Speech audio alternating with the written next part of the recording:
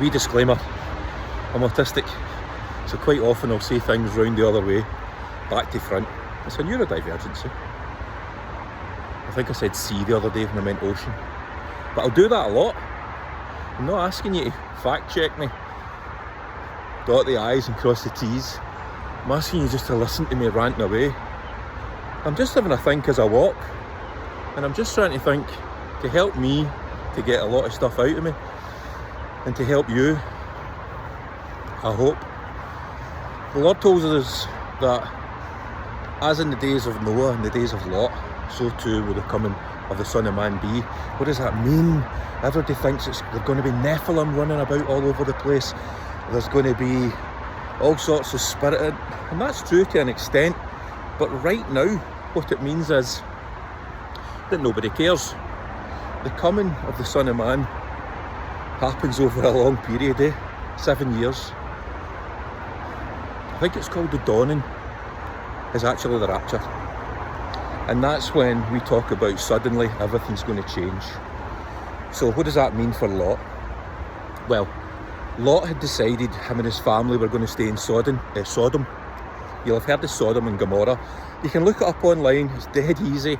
All the things are on there now. Evidence from people who have went to these places and picked things up with their hands and showed you it. Similar to what I'm doing, showing you physical evidence of things. It's up to you to decide what you want to believe. Don't get it wrong, by the way, because this life isn't the end. You've got a whole eternity to go, and eternity doesn't stop. Anyway, so there was a bit of a hoodoo between Abraham and Jesus, actually, a Christophany, and they were chatting away about, look Lord, what if there's 100 folk in there, would you save it? All right, no bother. What if there's only 50? Because Abraham knew how wicked Sodom and Gomorrah was, sexually immoral, being there, all the rest of it, all the desires and temptations that the Satan puts in front of you. Well, they were all in Sodom. Anyway, the angels went there and they got hold of Lot. Get your family, let's go. We've got no minutes, let's go. Blah, blah, blah, bit of what's happening. Lot went through to try and stir up his family, tried to stir up his sons-in-law, who weren't interested. They were in need of nothing. Oh, Lot, away you go, we're all right. And the angels are outside, and by this time a crowd had gathered, because these folk are sick, They want to have sex with the angels. It tells you that. And the angels struck them with blindness. They were trying to get in and grab them out, and eventually they just grabbed them and off they popped, and they all ran out, lastminute.com, just as the fire and brimstone came down and destroyed all of Sodom and Gomorrah.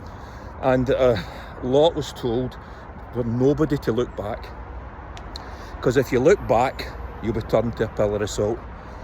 And Lot's wife, for whatever reason I don't know, but she couldn't resist turning back to have a wee look. I was watching The Sandman the other day. I watched that because that's quite close to the truth, but it's so far off it's not real, but it'll convince you. It's on Netflix.